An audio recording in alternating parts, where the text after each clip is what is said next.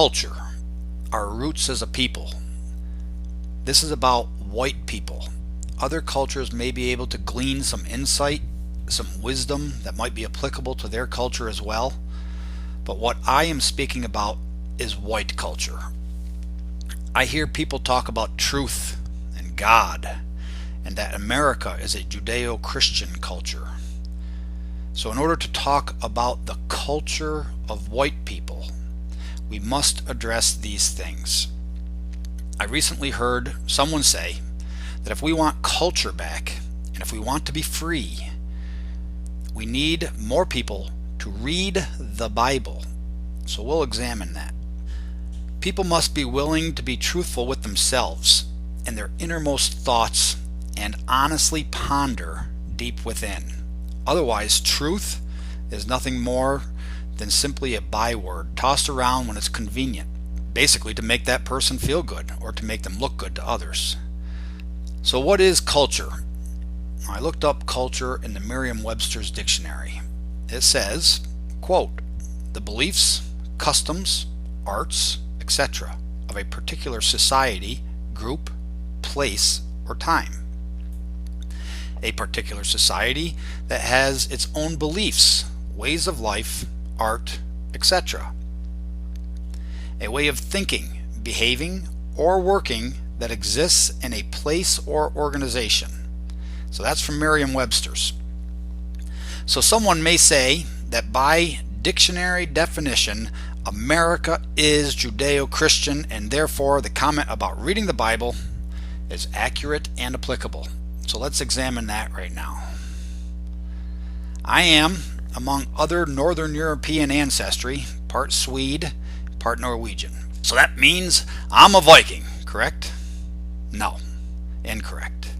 As a matter of fact, I try not to even use that word because it was a name that was assigned after the fact, after the Viking Age, that's in quotes, by people who were denouncing what and who those brave, courageous, honorable Norsemen and women were fighting for and who they fought against.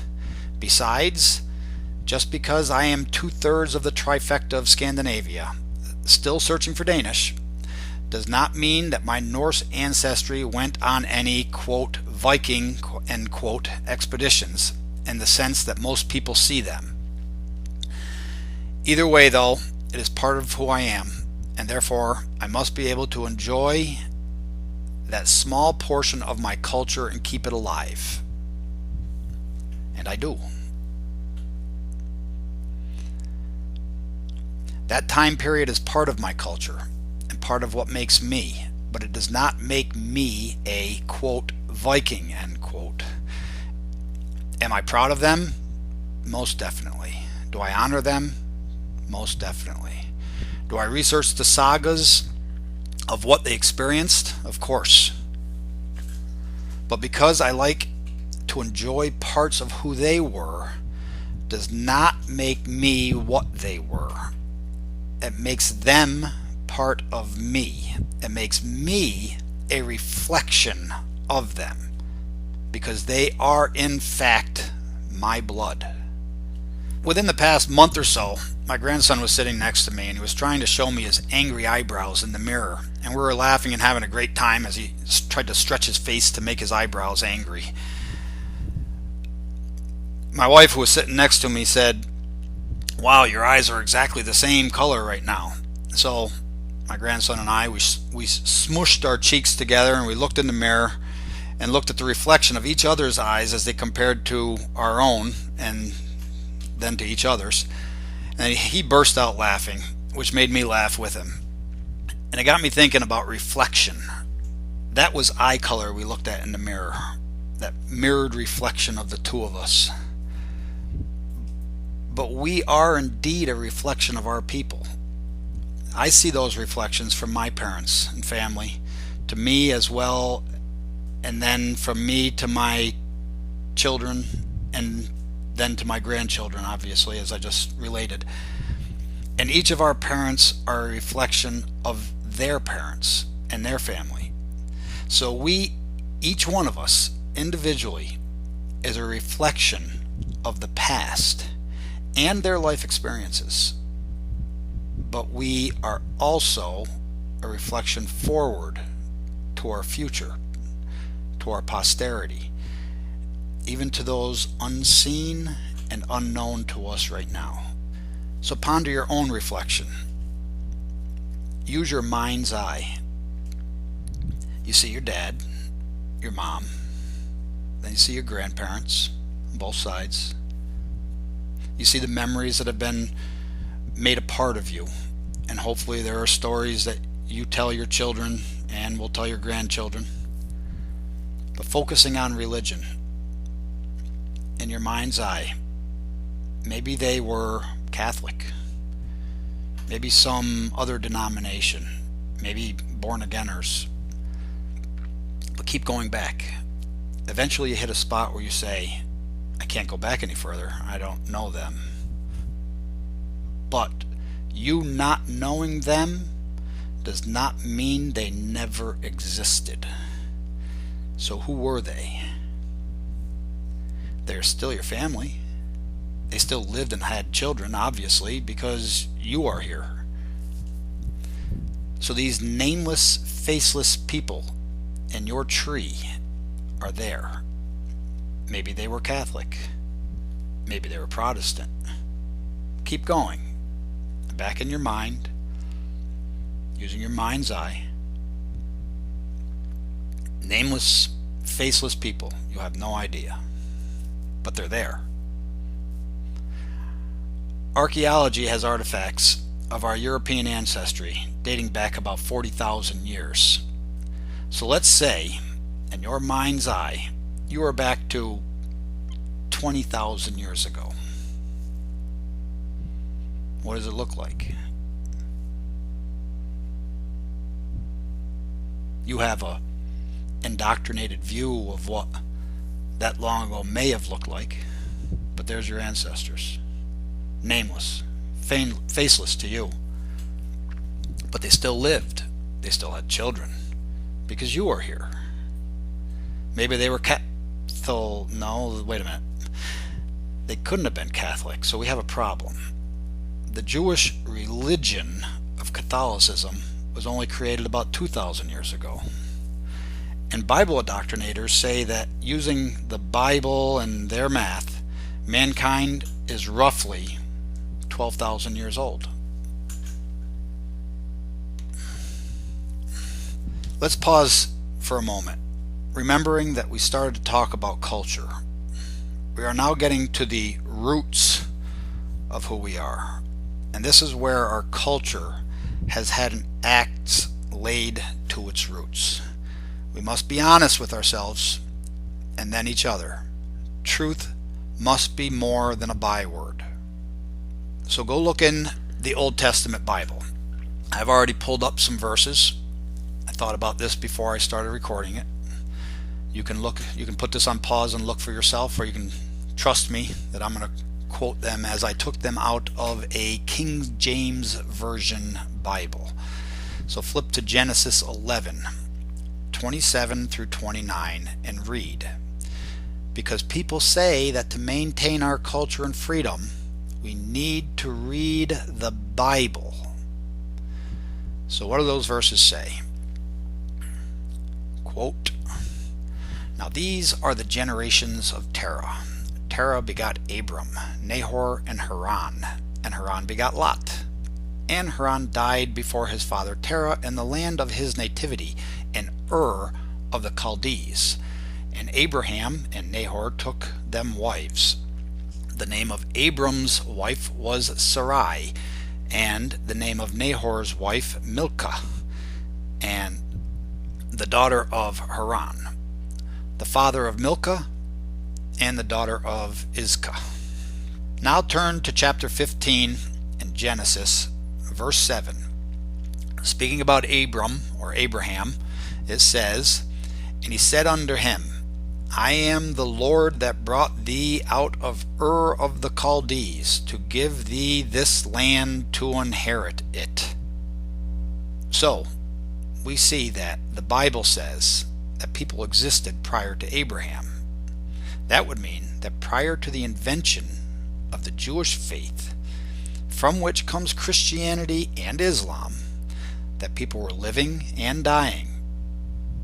And dying? So the Bible says that even before the chosen people, that's the Jews, according to them in their own words, they were chosen, that people were being sent to hell. See, this is where hoops are invented to jump through, because then they say something like, God is just. We must trust his judgment, or God is outside of time, blah, blah, blah. But if God is outside of time, then so is that Catholic invented fire and brimstone, which they called hell. This is reading the Bible, as people suggest that we do, to maintain our culture and freedom. I had someone sneer at me and say, "You believe in Norse mythology." Well, I'll get back to that point, and the fear that encompasses what was said and the way it was said to me. Before I do, we're going to flip back to Genesis chapter 11, verses 10 and 11. And it says, "These are the generations of Shem. Shem was 100 years old and begat Arphaxad," or whatever his name is, 2 years after the flood. And Shem lived after he begot Arphaxad 500 years and begot sons and daughters. 500 years. Now go to Genesis 9, chapter 9, verse 29. This is Shem's dad, allegedly, according to their text. Quote, "And all the days of Noah were 950 years, and he died." 950 years old. That's how old Noah was. Now let's go back to Genesis 5, verses 3 through 5. Quote, "And Adam lived 130 years, and begat a son in his own likeness, after his image, and called his name Seth. And the days of Adam after he begot Seth were 800 years, and he begot sons and daughters.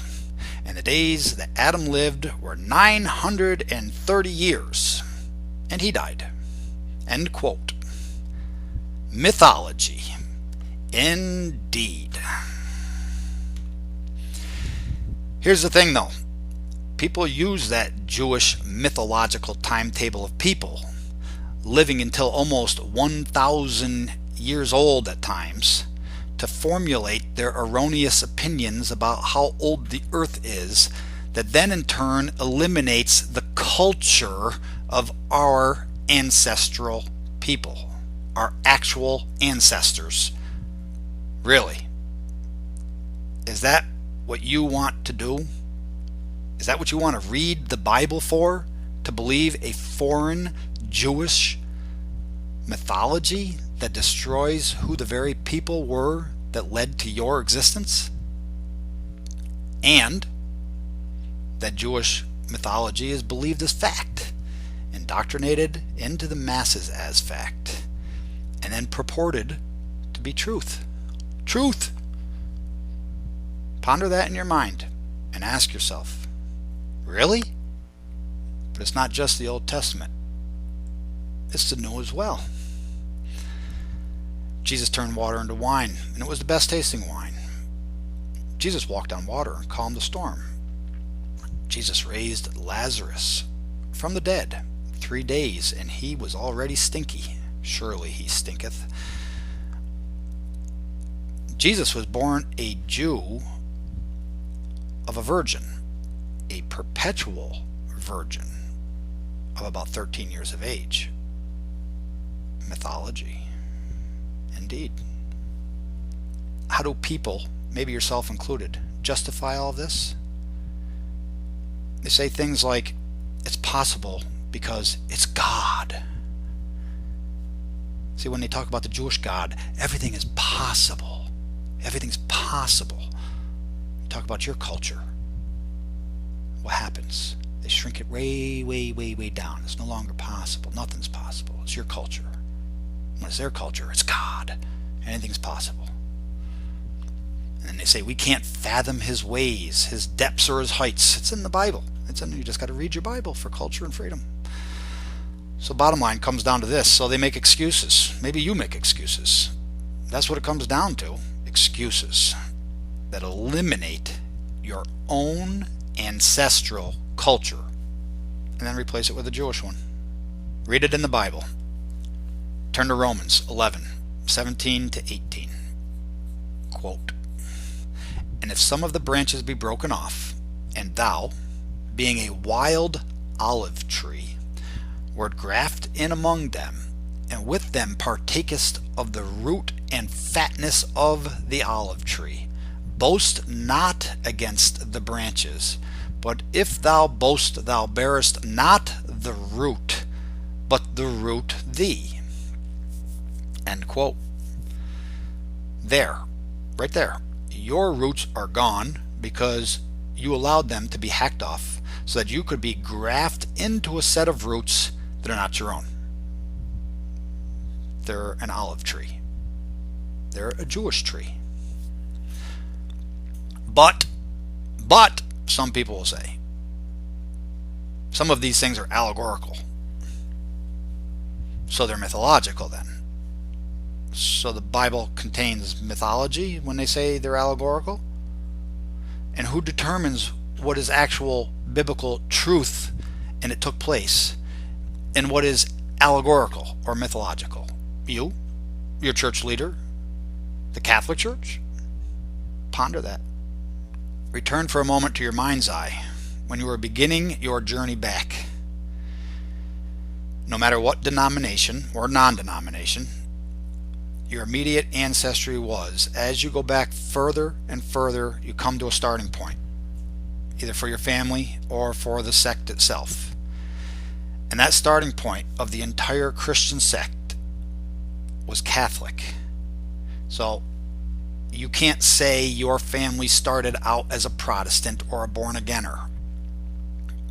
Its origin was Catholic because the origin of the sect was Catholic. And then for hundreds and hundreds and hundreds of years, Catholicism continued without any other Christian sect. And here's what is ironic. Because the born-againers say that Catholics are going to hell because they're not born again. And the Catholics say that everyone who's non-Catholic is going to hell because they are merely ecclesiastical offshoots and not of the true faith, because they cannot trace their leadership back to the first pope as the Catholics can. And that first pope was Peter, a Jewish fisherman. And what does the word Catholic mean? Look it up in your dictionary. It means universal. Universal and or Catholic does not verbatim appear in the Bible. However, they get the word from what does appear in the Bible. Ecclesia Katholos, Acts 9:31, which is translated Ecclesia, the church, throughout all, Katholos. Ecclesia Katholos, Catholic. The church throughout all. And from this, we derive the word, the Greek word, Katholos, Catholic, universal. Then after you have this one holy and apostolic Jewish religion based on a foreign monotheistic tribal god and must be delivered to the people, using the tenets preached in the New Testament, of course, right? Wrong. The people who it was delivered to, our white ancestors and folk, your family, my family, had this foreign belief forced upon them brutally. People were burnt alive, had their eyes plucked out, their genitals cut off, their tongues cut out from their mouths, their limbs severed. They were burnt out of house, land. They were tortured in brutal manners. Many more were killed. Why? Because they did not want the false religion, that false Jewish Catholos religion. It was not a peaceful amalgamation, anything but. It was violent, it was barbaric, it was Christian, and it was resisted by our families. But the overwhelming numbers of the Jewish sect, Christianity, plus the ability to starve out tribal communities, populations using political pressure and force, gave Christianity the advantage, and it won those battles. Then they'd establish churches in every area they were victorious. They'd leave behind teachers to make sure the people had a steady stream of indoctrination coming into them. Generation, 2 generations later, Catholos is a religion of the land. Oh, but they're a Judeo-Catholos nation. Are they really? They accepted it because of truth, right? Truth at the end of a spear. So that leads you to the question, does might make it right? It's still not our culture. It is not our roots. Our people were cut off and grafted into a foreign tree. And that foreign tree is there to enslave. Let's look at Romans 13, 1 through 7. And as you do, remember the words that Jesus spoke, allegedly. To give unto Caesar money, what is Caesar's? And to give their God, what is God's? So you can keep your heart, that's kind of them. But whatever the government dictates that it wants from you, of yours, you give it to them. That's in the Bible. Romans 13, 1 through 7. Now, quote, let every soul be subject unto the higher powers, for there is no power but of God. The powers that be are ordained of God. Whosoever therefore resists the power resists the ordinance of God. And they that resist shall receive to them damnation.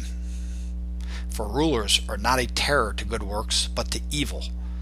Wilt thou then be afraid of the power? Do that which is good, and thou shalt have praise of the same. For he is a minister of God to thee for good. But if thou do that which is evil, be afraid, for he bears not the sword in vain, for he is the minister of God, a revenger, to execute wrath upon him that doeth evil. Wherefore, you must needs be subject, not only for wrath, but also for conscience sake.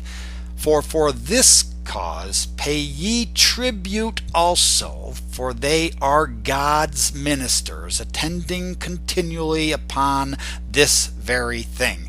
Render therefore to all their dues, tribute to whom tribute is due, custom to whom custom, fear to whom fear, honor to whom honor. Well, isn't that convenient? Isn't that just so grand to read what is actually in the Bible? Do you feel free? Do you feel culturized? As well, isn't the teaching of Genesis 12, verse 3 convenient? And I will bless them that bless thee, and curse him that curses thee. And in thee shall all families of the earth be blessed. Now that was said to Abraham, father of the Abrahamic cults. But you've got to want to be honest with yourself. These are not our people. These are not our roots. These are foreign roots, foreign religious doctrine, and a foreign Jewish tribal god. The fear that I mentioned earlier has been programmed into people over the years. Now they think that they need some sort of salvation from this Abrahamic God who's foreign to our people. That fear was never there before. It was put in. I just read it to you. And they that shall resist shall receive to themselves damnation. Romans 13, 1 through 7 is part of it. And if you do resist, it's considered evil. For he is a minister of God to thee for good. But if thou do that which is evil, be afraid. Meanwhile, your ancestry. It's not only dead in reality, they are dead culturally. In you and in your posterity. Because you allow them to remain dead. You allow yourself to be enslaved. And you enslave your posterity. Let me give some examples, just a few. I'm going to ask some questions. You answer as quickly as possible. What did Noah build? Moses' first encounter with God was in a burning what fell from heaven to feed the Israelites in the desert. Who did David slay with a stone? What was Moses' staff turned into that ate all of the pharaohs of the same kind? How long was Jonah in the belly of the whale? Where was he puked out alive? What was Jesus' mother's name? Whose tomb was Jesus allegedly laid? What was placed on Jesus' head after trial? How much silver was paid for Jesus' betrayal? To whom was it paid? Okay, now we're going to continue on. Why was Brynhild asleep? What was she surrounded by? Who was Sigurd's father? What did Sigurd eat that allowed him to hear the birds speak? Why was it impressive that Thor wrestled Ella and was only brought to one knee? What is the name of Odin's horse? What is the name of Freya's hall? Who is Nidhogg? What is the name of Odin's high seat? Stop. Which ones did you get correct, or more correct? Your honest answer to yourself will begin to display the problem. Whose culture do you possess? That was not a contest of knowledge, but only an example of the problem. We have been indoctrinated with something that is not our own. It is foreign. The genealogy of the Jews, Old and New Testament Bible, has been studied and pondered and calculated. But our own folk, our own ancestry, has been cut off. Yes, as it was said to me, our culture does have mythologies and lore. I put a lot of weight into them. They're passed down in stories that convey deeper truths on many levels.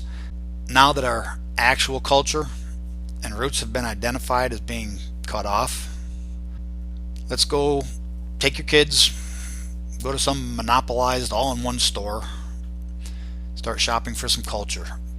Maybe start with some music that, maybe it sings about rape and killing, or something that degrades our women, culture. Or go to the movie section, get the latest Hollywood fad to steer your children. As they shop for that most recent fad, that most recent look, make sure you buy the associated clothing and paraphernalia to go along with that culture that they're shopping for. Oh, wait a minute. That's not culture that you're buying. It's an image. It's an image controlled by the people who want to make money from you and then throw you away. Now that's the money. That's the money above and beyond that they didn't demand in their biblical text that you pay out of fear of damnation to their God-appointed leaders. Okay, that's extra money. So we cannot buy culture, obviously. But that's what you try to do. That's what you try to thrust upon your posterity. And then you wonder why the world is spinning out of control. But there sits your culture waiting to be brought to life, waiting for you to remove yourself from that foreign olive tree and reconnect to the roots of your ancestral tree, to breathe life back into your ancestry. They endured much. They were immensely intelligent, wise, hardworking, tough people. They were not barbarians chasing pigs through the woods, as some foolish people would disgrace their folk by saying. They were honorable, upright people who had culture and beliefs, who had deep roots, deeper than any olive tree that you will read about. So what are you afraid of? Because if you honestly think about these things, it's only fear that is controlling you. Where'd that fear come from? Who put that fear there? Wasn't our ancestors. Wasn't your folk. Wasn't our mythology. So there it is. You cannot sit back and wonder what is happening in the world and wonder why all the turmoil, all the riots, all the wars, the loss of freedom, and wonder where our culture has disappeared to, and then turn around and say, read the Bible. Is that destruction caused by the Bible, that Jewish cult destruction of our actual culture, that has brought all of this upon us? You throw your posterity to the wolves by not awakening the culture that is buried within you. You honor their culture. Your own culture that's in your blood, connected to your roots, the roots of your own ancestral tree. You throw it to the wolves. It's your own choice to continue along as blind slaves, sheep, or to awaken. Yes, we must continually move forward. But as we're moving forward, we all know we're heading toward a cliff. And it is a cliff of death. Cultural, tribal, racial. Our ancestors are yelling to us to build a bridge because there is a deadly cliff ahead. Imagine if you had a grandson that was about to do something massively dangerous that was going to end his life. You would be yelling to him, jumping up and down. You would be doing everything in your power to stop that grandson or granddaughter from doing that dangerous thing. What our ancestors are telling us to do is to build a bridge to the past. But as we forge ahead and bring them honor, it's a bridge from us to the future as well as to the past. And it's imperative that we build it for our survival, because there's a cliff. Everybody talks about the cliff. Nobody talks about the bridge. It does not matter if Jesus existed or if he was real, which I personally believe he was not. But it doesn't matter, because he was never, and is not applicable to our ancestry, us, or our culture. The entire invented Jewish religious system of Catholicism, which then led to generic Christianity, was established to enslave us under one religion. And yes, while it did steal pagan customs, holidays, traditions, blah blah blah, it attempted to destroy our culture and essence. And that's what we see today. What we see is the failure of Christianity as it applies to our people specifically. It leaves our youth blowing in the wind with no direction, no roots. Go to the all-in-one junk store. Buy your culture. We'll tell you what culture you should have, what's cool nowadays. But during a storm, it's the mighty hardwood trees that won't be blown over.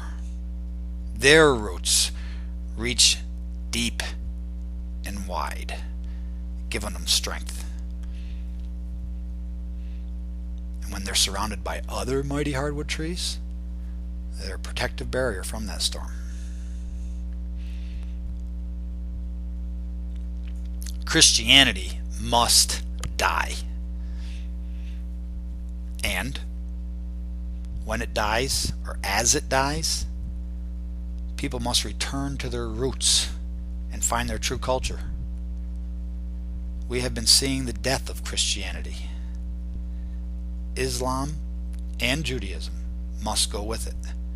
They are the warring, violent, chaotic religions of the world. They have been since they were invented, and they still are today. If you ponder it, if you just sit back and ponder it, it's truth. And the blood of our folk has been spilt continually because of them and then for them needlessly. Over 40,000 years minimum. That's just what they have the evidence for. The artifacts, as compared to far less than 2,000 years. That's less than 5% of our culture. 40,000 as compared to 2,000. Less than 5% of our folk. The ancestors who were brutally forced to convert, and those who were indoctrinated to accept the new foreign Abrahamic religion, are sending their voices forward into the now, into the present, telling you to get off your knees and connect to your true culture. You know it's true if you ponder it without fear and remove the religious indoctrination that you've received your entire life. You know this to be true. If their God was truly the sole one monotheistic entity of everything in the universe, he wrote, as they say, a love letter that people didn't have for thousands of years, and then he delivered it into the hands of a murdering group of people that delivered it at the point of a spear. Think about it without fear. I will move on to another area that has to do with culture, or lack of it is a better way of wording it. There are some groups out there that go by different names that feel as though we can reconnect to our ancient ways, the ancient gods and goddesses, our folk. They use the names, they use the words, but they say we can do it in a multicultural fashion. Well, that may sound nice, but it's Catholic. No matter how you slice that one, that's Catholic. It's a new form of universalism, a one-size-fits-all religion that has no truth to it. Here's an example.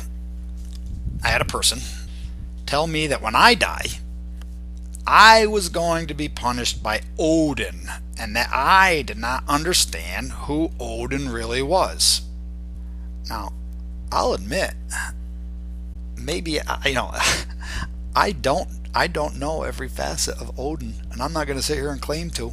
I read and I study, but what he was saying, what he had done, was taken out the name of the Jewish tribal god and just inserted Odin. And maybe he watched the Viking show. I don't know. He thought it was cool. Maybe he went shopping for an image culture or something. I don't know. Like I said, I can't figure some of these people out, but it's not ancestral. That has no roots. Okay? We don't see elephants and lions in our mythology and lore. We don't see deserts.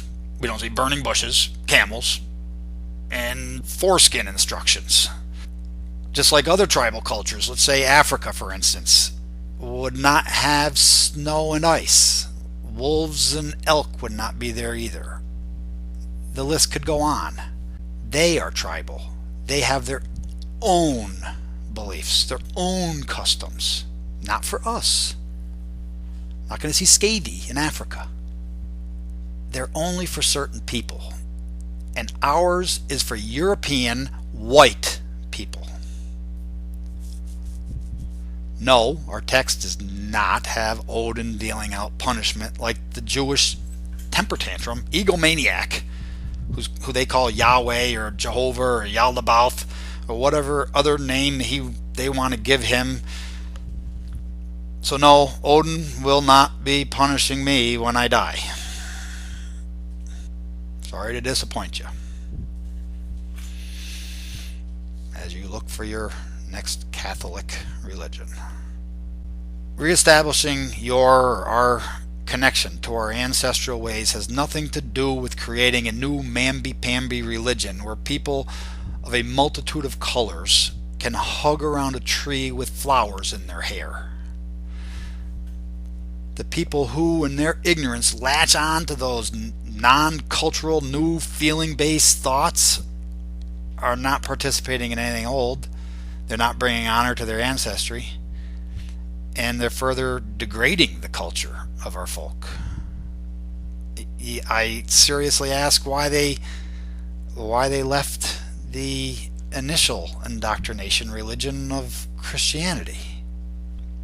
The biggest reason that I see people doing this, multiculturalism, new age, religious creation that they want to try to assign ancient gods and goddesses, folk beliefs to.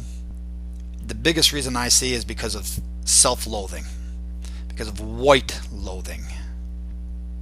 It's the mindset that and worldview that they possess. They have been programmed, they've been indoctrinated to believe that white people did so many evils. They don't examine things maturely. They don't investigate both or all sides of a story, of history. They just believe the propaganda they were given and then loathe themselves to the point where they must insist they must belong to some religion that embraces all cultures, since they perceive that their own culture must be so evil. It did all these evil things, so they're told. What they don't know is that they were lied to.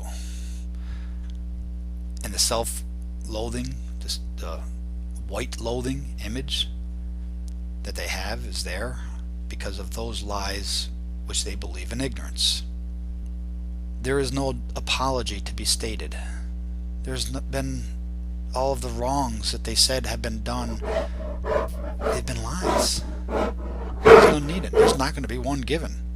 And that's where I will end this.